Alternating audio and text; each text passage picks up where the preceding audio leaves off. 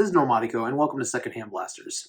So it's a little bit late this evening, and everyone else is pretty much asleep here in Custom Normatico, so I'm not going to be talking too loud or too excited, but I am going to be doing an unboxing tonight of a blaster that I purchased a while back ago over at Ollie's while it was on sale. And I have an extra one that is part of the blaster giveaway once I get to 100 subscribers. One of you will be getting a free blaster. It'll be either a copy of the one that I'm unboxing tonight, or it's going to be the Turbine CS18. Also, I do have a Zuru X-Shot Crusher as well. One of those three will be given to a lucky subscriber, but I have to hit 100 subscribers first. So the one that we're actually unboxing tonight, it is the NERF Phoenix, the Elite 2.0. Now, I don't know why it's called the Phoenix. My best guess is that it is a single shot motorized blaster, flywheel very similar to the Stryfe. Maybe it's because the Stryfe was resurrected into an Elite 2.0 series. I don't know. All I know is that according to Hasbro, this MSRP is around $27.99. I got it for $12.99. Which follows my motto of never paying full price for a blaster. Now, there are two models of the Elite 2.0 Phoenix. There is the CS6, which is the one that I purchased, and then I believe that there is a CS10. The CS10, it basically comes with a 10-round magazine and an extended stock, as well as a barrel adapter. Of course, if you are into the hobby, you know that those barrel extensions, all they do is actually shorten the range of the blaster itself. And the stock, I'll be honest with you, if you own an Echo, you have the stock for the Phoenix because they are the same. I'll be honest with you, I mean, even for the 10-round clip, it's not worth it to pay the upgrade charge. Because again, if you have one of those already laying around, there you go. And this day and age, 10-round magazines for NERF are plenty. You can easily take off the bottom of the Elite 2.0 magazine and slap it onto a regular magazine, and there you go. You have the same color scheme. Now, we're going to go ahead and unbox this today, and we're actually going to do a couple things different, you see, because the cool thing about this is that it does have the barrel extension, which means that I can hook it up to this little chronograph from the old Modulus series. And this will help me get a reading of just how powerful this blaster is. Now, we're going to actually do this with 3 different readings, and we're going to do this using standard AA batteries, which is what it recommends. It comes for 4. I'm going to do a reading using 2 of the 3.7 volt rechargeables that I have, which the voltage on that is roughly a lower level 2S LiPo. And then I'm actually going to try to see if I can max out with 3 or maybe even 4 of those rechargeable batteries. Let's see if we can actually push this to the limit and see if the wiring can hold up. Yeah, I'm going to do a mad scientist experiment tonight. So, but first, let's go ahead and switch views here so you can see the... Okay, so right off the bat, let's go ahead and take a look at the box itself. It does say that it has 12 Elite 2.0 darts with it, and it does not have plastic-free wrapping. It does have these little tie-downs. Looks like there are 1, 2, 3, 4, 5 of these things. No, maybe 6 that are tying everything down. So we can go ahead and cut these off with a box cutter. Make short work of this. And almost.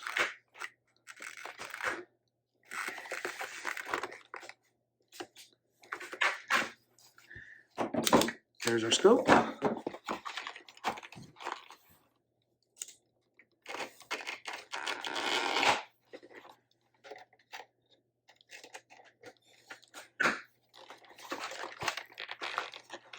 There's one more here. Oh,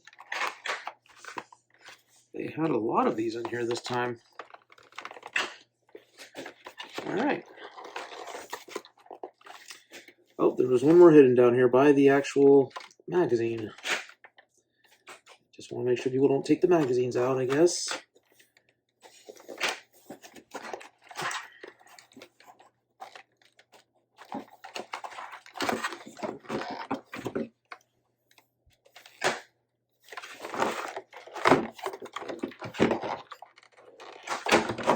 All right. Well, that was a lot harder than it should have been. These little plastic things got in the way. A lot of them. There were quite a bit, as you can see here. Let's go ahead and set this down to the side and get our darts out.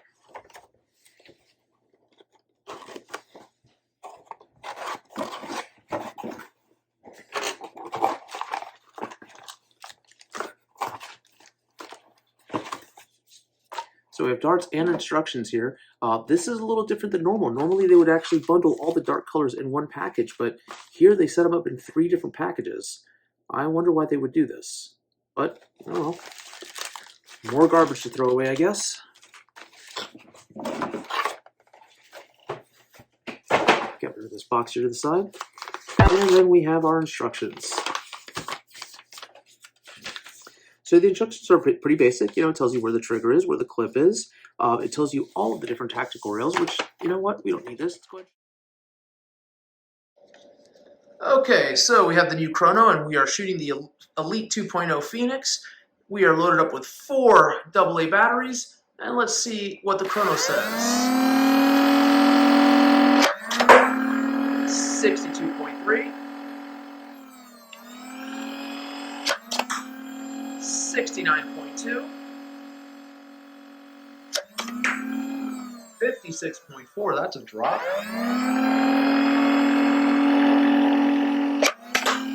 70.3,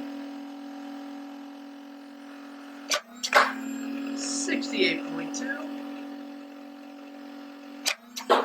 67.5. Okay, so this time we're actually going to run this with 2 3.7 volt rechargeable lithium-ion batteries and 2 dummy batteries. As you can see, it sounds much louder. 86.1,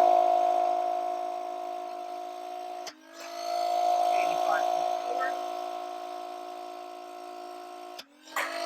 75.4. Dixie's kind of scared. 76.2, 85.8. 90.3. Quite the improvement when you use the rechargeable battery. Okay, so now normally this is not something you would do. This might be overloading the actual motors and the switches, but let's see what we can get with 3 3.7 volt lithium ion batteries.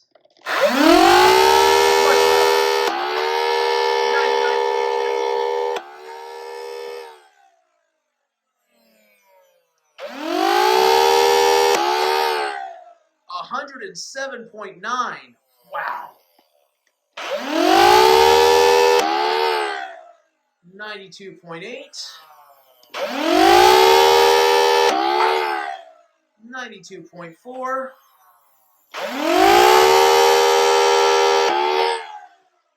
94.1.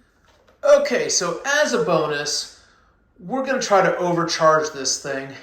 We've got 3 3.7 volt rechargeable lithium ion batteries, which that comes out to be approximately 11.1 volts. And then on top of that, we are actually going to add 1 regular 1.5 volt battery. So we're looking at about 12.6 volts. Oh, I just kicked my tripod there. So we're gonna see if we can actually get an even better feet per second reading here. 96.1. I don't know if we're gonna actually be able to break that because we might be restricted.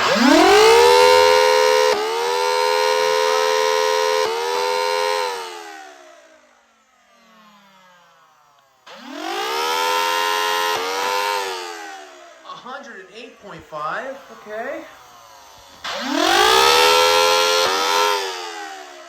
98.1. 94.5. I think we have one more shot. Nope, that's it. So not much more power, but we did max out at 108. I would not recommend doing that. I don't smell smoke coming out of the blaster. Actually, well, I do smell a little bit of smoke coming out of the blaster, so we might be pushing the stress point So we'll be back with final thoughts. Okay, so I'm back with my final thoughts regarding the Elite 2.0 Phoenix CX6. Now, I'm not gonna lie, one of the things I do not appreciate about this blaster is this really large scope that no matter which way you place it on the tactical rail, you're gonna block the jam door. Now, the good news is that if you really wanted to, you could actually remove the jam door, and that does not stop the flywheel from actually revving up, which is kind of good, but also kind of dangerous as well. Dangerous in the sense that a small kid with this, if they remove the jam door out of here, they might be able to stick their fingers in there while revving up. And mind you, it's a Darwin Award issue here. They stick their finger in there in the flywheels, and you're going to have some damage.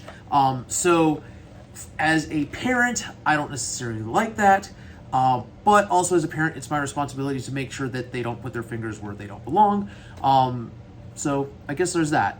All the same, though, it is kind of annoying that this huge scope here, no matter what, it does cover that jam door. So in case there is a jam and you have to clear it, you're going to have to like finagle around with this, and that's just going to take longer than it should.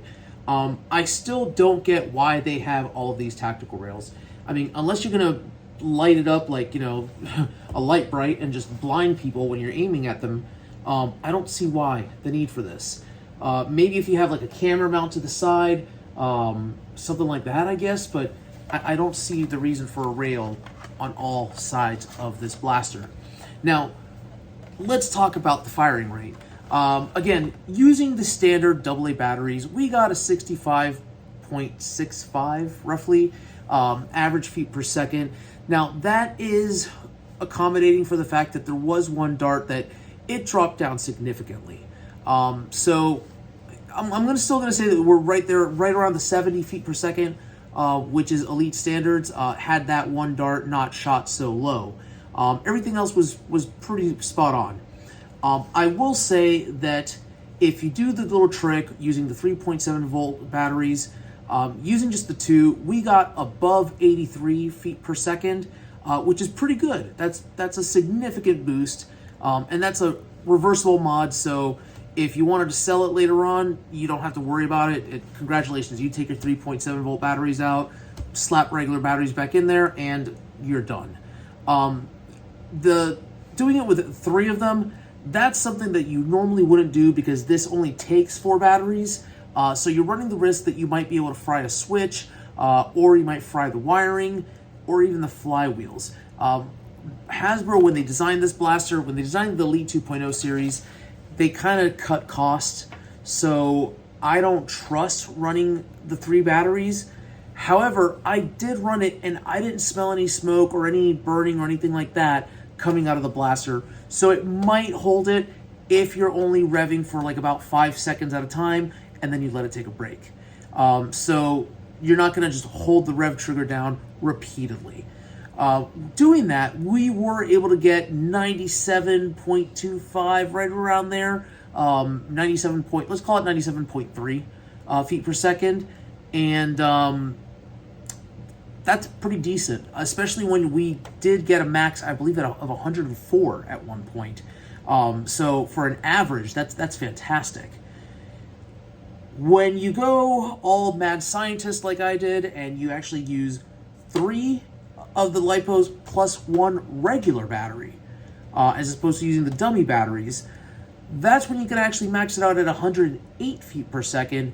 I really think that we could have gotten higher had things, you know, had I gotten an extra dart in there and not, I guess, prematurely shot my dart.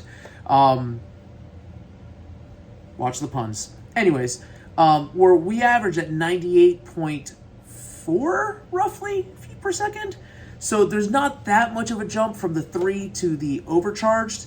I will tell you that you didn't get to see it on camera. I did try putting 4 of the 3.7 volts in here. That automatically cut it down a little bit. It overpowered the blaster. It didn't burn it out, but it did nothing to improve performance. So right there at the 3 to the 3 and 1, that is the peak performance you're going to get out of this blaster without doing a complete rewiring.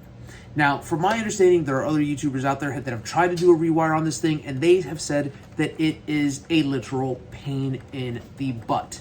Again, this is before Hasbro decided to make the Elite 2.0 series a little bit more mod-friendly, like they did with the Wild Editions. The other thought about this blaster, and again, I don't know why Hasbro's done this, it's almost as if they want this series to fail. They do not sell very many attachments for this blaster in the Elite 2.0 line. Of course, you can always get the the standard Elite attachments or the N-Strike attachments as well, because they all will fit here.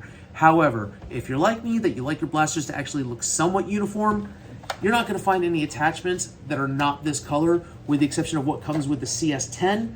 And to be honest with you, I'm not a big fan of the way the stock looks on here. It doesn't line up properly. They're literally recycling the stock from the Echo, and I think that's just lazy on behalf of Hasbro. It's not very aesthetically pleasing. The barrel, it is the exact same thing as the Echo, and it doesn't really match up very well with this blaster. So, that being said, my suggestion to Hasbro would be, if you want to make more money without having to spend too much overhead, make attachments. You don't have to worry about wiring anything. You don't have to worry about screws. You can clip them if you want, because as long as they're all the same color scheme, this is a decent color scheme, you know. Yeah, it kind of reminds me of something that you would see like in Miami, with like the Dolphins colors, but it's not bad. You know, you just need a little bit of green there. So $12 is what I paid for this and some change.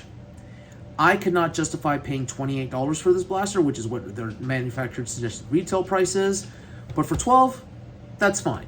I'm happy with this. Now, again, I do want to remind everybody that I am getting a blaster giveaway. Once we hit 100 subs, I have one of these to give away for free. And then I also have a turbine, the CS18, which is the Rapid Strike version in Elite 2.0 series, that I will be giving away.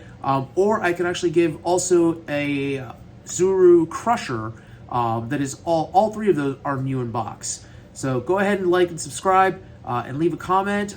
You will be able to find my contact information via email on the actual channel itself. And as long as you comment, I'll be able to reach out to you, say, hey, email me and we'll get your details, and you'll be getting a blaster for free. But you can only enter if you subscribe. Until next time, this has been Normatico, and you've been watching Secondhand Blasters. Keep on blasting.